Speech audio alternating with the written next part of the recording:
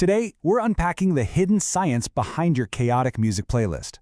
We're going to look at what this highly diverse mix actually reveals about your mind and, really, your overall cognitive complexity. So let's just dive right in, because if you've ever felt totally misunderstood about your music taste, well, you're definitely in the right place.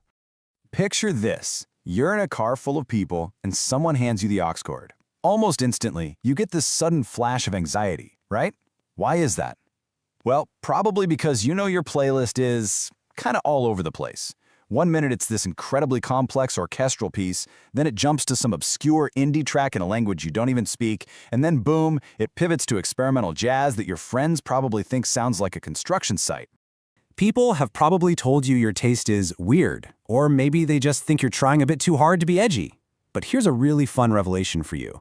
Psychology suggests this chaotic, everywhere mix isn't weird at all. It's actually a super clear window into how your specific brain is wired to process information. Your music library is literally a reflection of how much mental fuel your brain actively needs just to stay engaged. Which brings us to our first section, craving diversified stimulation. Let's look at exactly why your brain seeks out this very specific type of complex musical fuel. It all starts with something called diversified stimulation. Now, for a lot of people, a highly predictable beat is super comforting.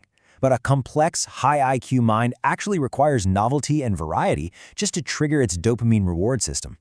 Think of your brain like a high-performance sports car engine. It absolutely needs diversified stimulation to keep its dopamine levels stable and to avoid feeling completely understimulated. There's actually a pretty stark contrast in how different people consume audio. Repetitive beats and predictable lyrics, those are incredibly easy for the average brain to process. But for a complex brain, the second it decodes that simple pattern of a standard pop song, it instantly checks out. It gets bored. Deep processors actively seek out novelty, variety, and mental challenges. You aren't just putting on music for some nice background ambience. Your brain is actively hunting for depth, meaning, and essentially a puzzle to solve. This actually ties directly into a personality trait psychologists call openness to experience. If you're out there constantly scouring the internet for new genres, weird subgenres, and complex compositions, your brain scores exceptionally high in this trait. It essentially means your cognitive default is hardwired to favor mental challenge over cognitive comfort. You actively want to be surprised by what you hear. Moving right along, let's get into Section 2. Hearing layers, not lines. We're going to explore how you structurally break down the music you're actually listening to.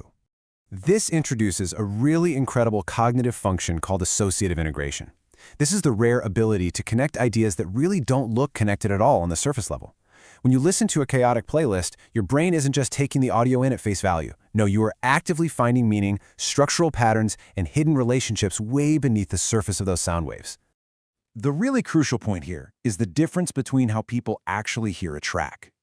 You know, the average listener tends to just hear lines. They focus in on a single catchy melody or maybe the main vocal hook. But a complex brain, it prefers to hear layers. You crave simultaneous complexity. This is exactly why deep processors are so often drawn to things like massive symphonies, highly technical progressive rock, or really dense electronic music. You thrive when multiple musical events are happening all at the exact same time. When you're listening to these layers, you're basically building invisible bridges in your mind.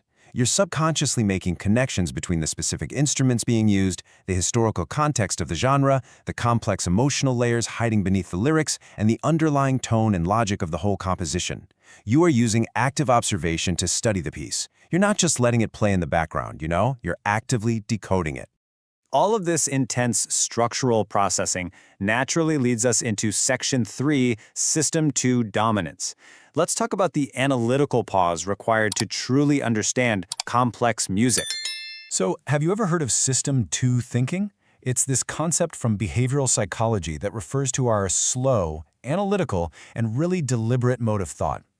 System 2 dominance basically means you have the ability to engage in deep reflection, rather than just throwing out a knee-jerk reaction to a catchy, upbeat hook.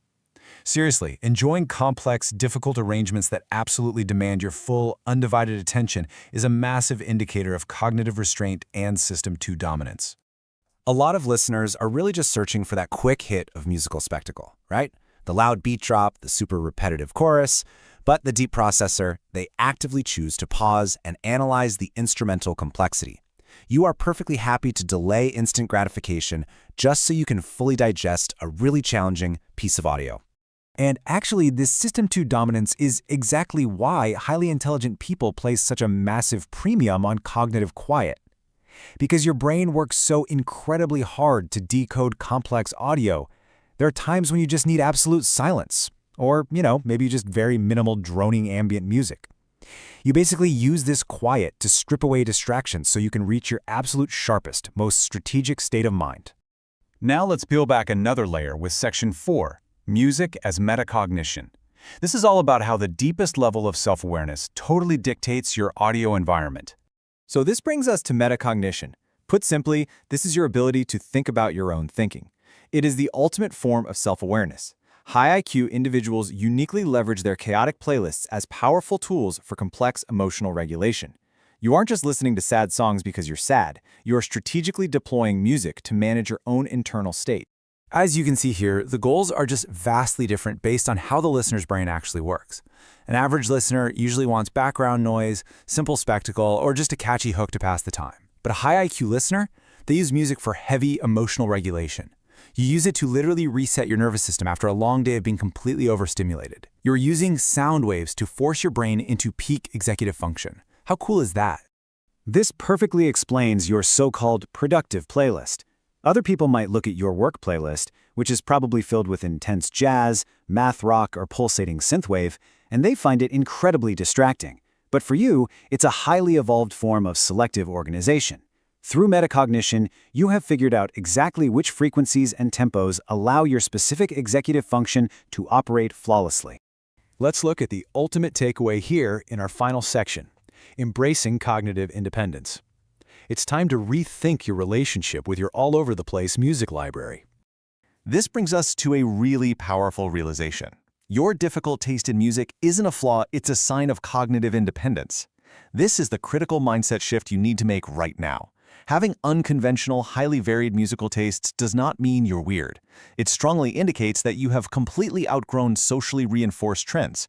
You don't need the radio to tell you what sounds good. You've developed your own internal standards for what is mentally valuable. So it is definitely time to stop apologizing when you hand over that aux cord. Realize that your brain is simply operating at a very high speed and it's actively demanding a challenge that matches that velocity. Your playlist isn't random, it's literally your brain's customized workout routine. Which brings us to our final thought. As you look at your own listening habits today, ask yourself this. What is your brain looking to decode next? I challenge you to stay smart, stay highly curious, and pay really close attention to your own cognitive habits. The next time you skip a simple pop song for a complex instrumental track, take a second to appreciate the incredible mental wiring that makes you crave that depth.